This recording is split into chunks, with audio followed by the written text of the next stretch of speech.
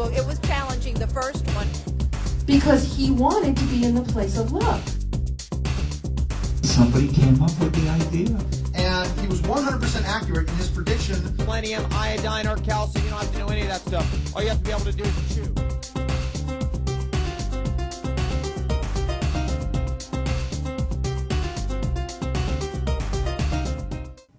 Thank you. Thank you all for coming tonight. This is usually the climax of the expo for me. And, you know, we've also had some very serious discussions about sexuality, sensuality. We have a really great panel. Actually, this is one of the more really exciting panels. And then we have carlatara next to Del, who's a Tantra teacher, and we'll talk about a little Tantra and where that fits into the overall understanding of sensuality. Go ahead, Carla, because Carla's also speaking from a tantric approach. Yes, and beyond Tantra. I'm speaking from an intimacy place. I have become through my life an intimacy expert in the sense that really intimacy means into me see and see everything that's into you, not just beautiful whatever, but as you were saying before, also the ugly, and embrace that, because the part of us that we don't like is the part that transforms, gives us the greatest sexual energy and energy to connect and energy to become intimate on all levels. Because when you are really knowing yourself, and it's about self-knowledge as well, then you know that you are a spiritual being having a physical sexual experience. The spirit could not express itself without having a body and feel that pleasure and the ecstasy. And instead of making pleasure bad, I'm making it the highest. It's an energetic prayer. Because the Spirit has given us this incarnation, and we're saying thank you, and we're giving you the best possible present by being human fully. That's great, because what I'm getting is this pleasure, this embrace of pleasure is sort of the highest peak that consciousness can attain in the incarnation, in a sense. I mean, I think that's what everyone's sort of saying. And bringing all this beautiful knowledge that everybody was talking about into the family. When children grow up, they see two parents loving each other, connecting, instead of yelling and screaming, talking, asking questions, making sure that the question was understood. All of that is about intimacy.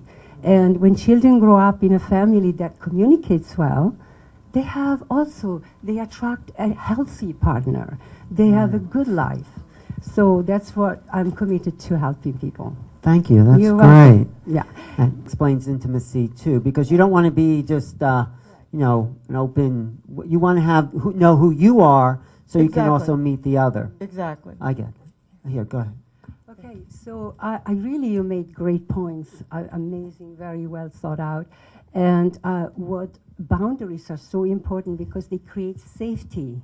Unless there is safety, a person cannot really open up in pleasure. And the more safety you have, you're removing another little wall to, you know, we have like kind of, we can go up to pleasure at a certain point and then we go, it's enough, right? And then you do a little bit more of breathing and you feel more of who you are, a little bit more. And there is a breath that I'm really teaching, which is called the ocean breath, that really goes into these places that melt those boundaries. And they make you safe to be who you are in the moment. So as you're feeling safe and the other person feels your safety, you can go higher in pleasure. But how does Tantra increase intimacy as well? Well, Tantra gives us a lot of tools to increase boundaries, to increase intimacy. First of all is safety. Secondly is connection on a soul level, looking into each other's left eye. We are looking into each other's left eye because the left eye corresponds to the right side of the brain. And the right side of the brain is the emotional, spiritual part of the brain. The right side of the brain is the logical brain, the defensive.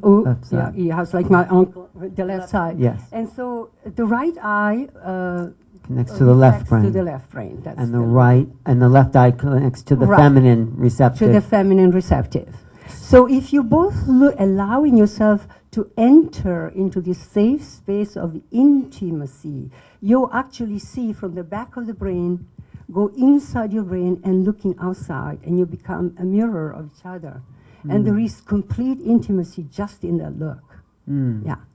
And you can stay there, and if you can have the training to stay and look into each other's eyes for 5 minutes, you can go into high ecstatic places and you can have orgasms.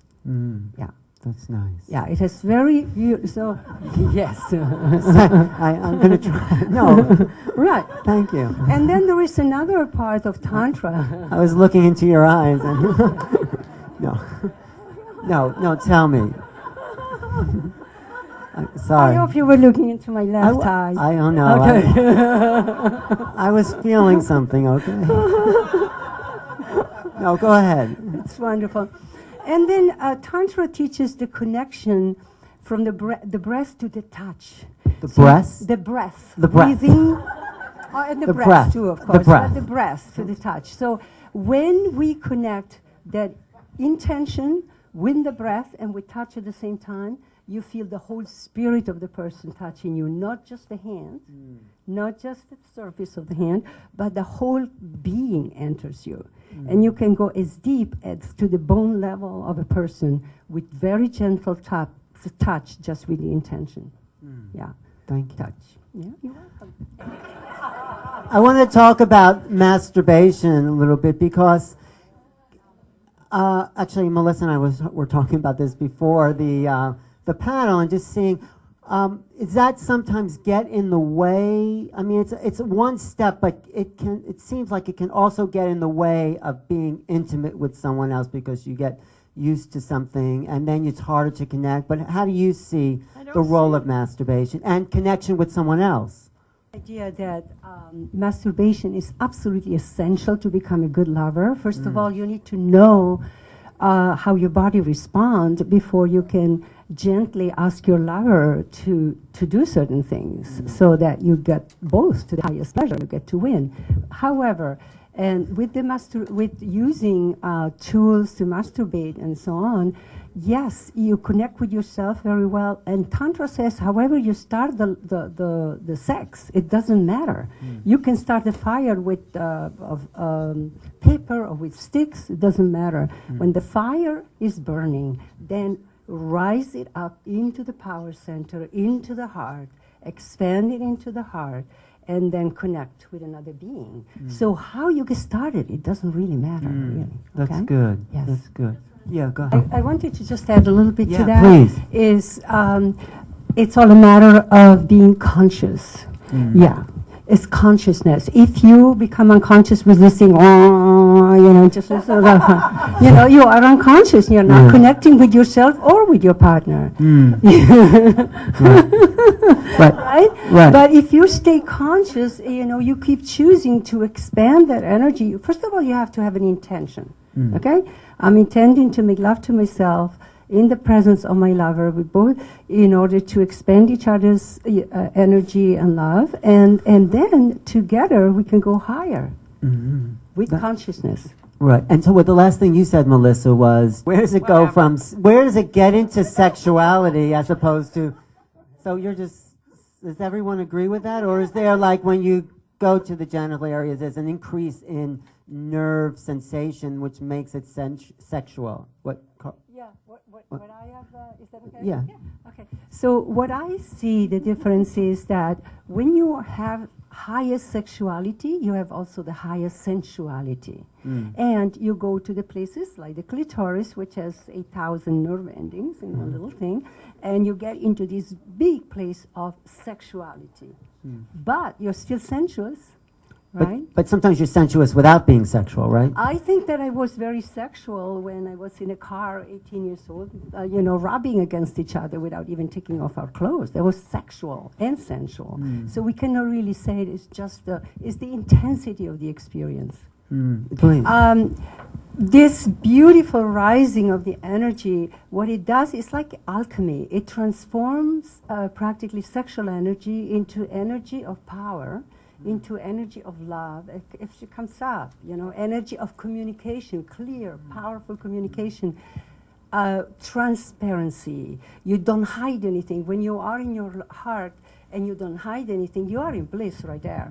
And the space in which communication happens is so free of garbage from the past or projection. It's all clear. And then it comes up into the third eye, then you have intuition. And with that intuition, you can actually, and that's what I do with my clients, I can help them move through blocks that they are locked into.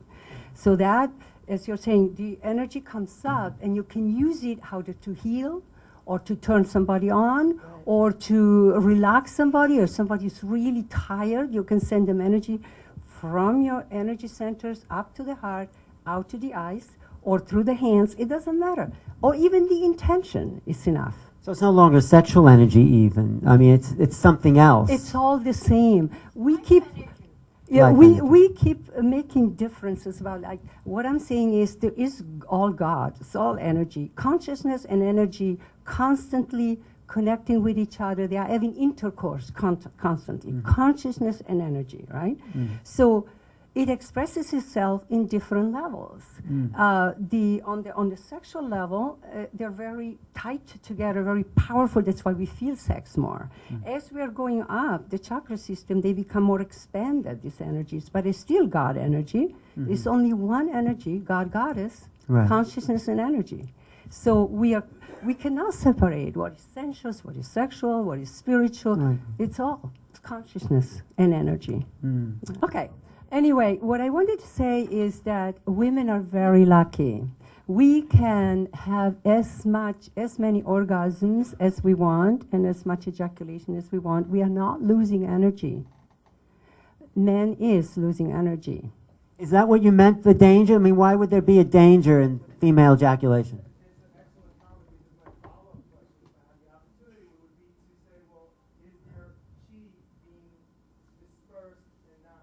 Like in men, and she's saying, yeah.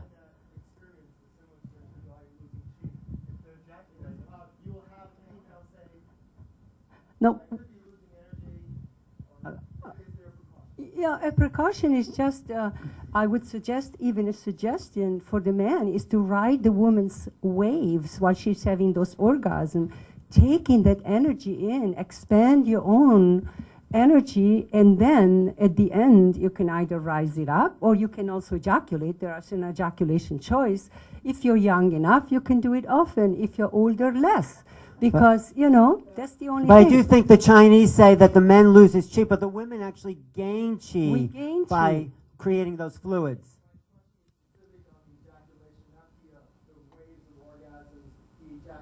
The ejaculation of the woman can be as copious as she can have it. It's beautiful. We are releasing this beautiful fluid. It's called Amrita, or it's called also the drink of the goddess, and it contains a lot of good stuff in there. There are nourishments, and men have a similar fluid in the prostate glands. What they lose energy is when they add their semen to it, because one single semen can make a baby. So all women lose one ovum a month. When she has her menstruation, she loses it. That's how she loses energy. That's all. But she can ejaculate as much as she wants.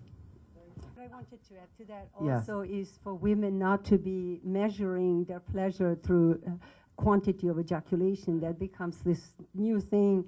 Another goal orientation for a woman, and I don't want that. Because sometimes a woman can have the greatest orgasm and have no fluids coming. Right. It's a gift, sometimes they come, sometimes they don't. So it is natural when they want to come, and that's it. Well, it's too bad we're not more public about that and just acknowledge the sensuality in the women to have those things. Absolutely, choice. She can. By the way, how I can teach women to, if they come too much, first of all, to buy linen that are not, that they don't absorb, so they don't have to change the mattress, and then.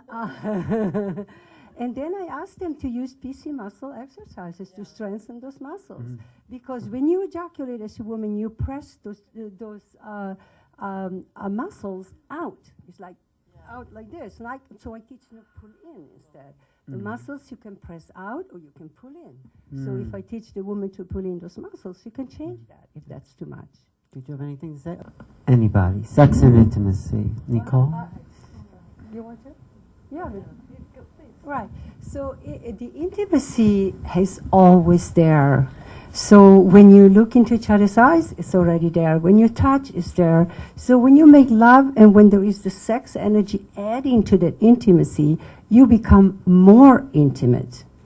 If you're tuning out, because I say you will reach that plateau, more than that you cannot receive pleasure, then of course you cannot be intimate, you just have sex. But if you can expand that intimacy level to include the power of sexuality, then you can go as high as you want to be and still be intimate. And looking into each other's eyes, when you get to orgasm together, is wonderful because it takes all the wonderful sexual energy and it transforms it into this deep intimacy and spirituality at the same time. Thank you. Anybody? Well, let's become orgasmic. If Carla, maybe you could lead us in a little breath, and then Lori can do like the group orgasm thing that she loves to do. Can you? So why don't you start with the breath, your breath, Carla, and then Lori can take over. And okay. So we'll do that little. We're starting with group the ocean practice. breath. Well, the ocean breath is a breath that you're taking in a very relax your belly. So if you have a belt, loosen the belt, because we want to connect the heart with the sex center. If you have that belt tightened there, it doesn't connect too well. And put your hand there, close your eyes, and open your mouth, actually. Because, and do the sound like a sigh.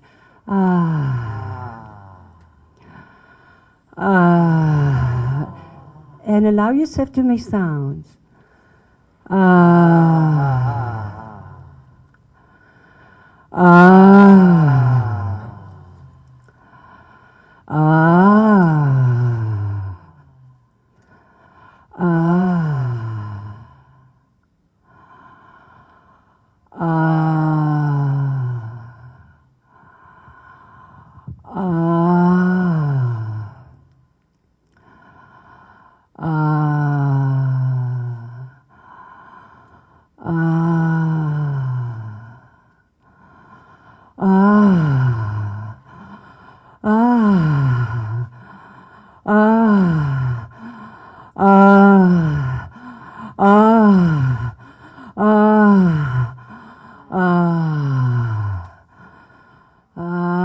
Let the wave be different. Lori, do you want to take over? Taking over. My body's taking over.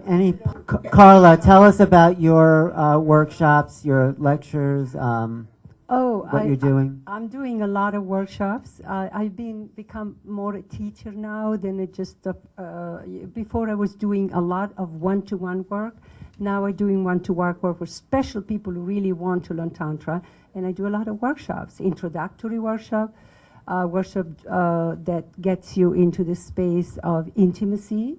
I'm teaching something completely new, which is called Goddess Yoga, a yoga for women who want to experience a different kind of yoga, which is not constantly controlled by the holding and so on of the breath, but it has more spontaneous movement that are more round or the Kundalini is a spiral, right? So when we do those movements, we are actually having spiraling movement instead of just staying there and waiting and counting the 10 breaths and so on.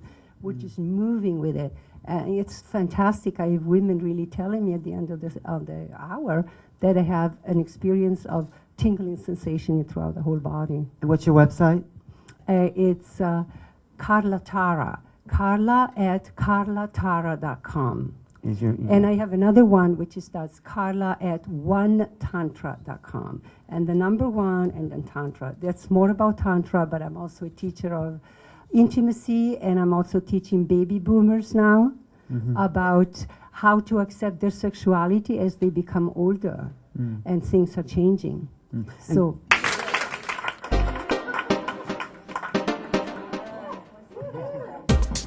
that rocked.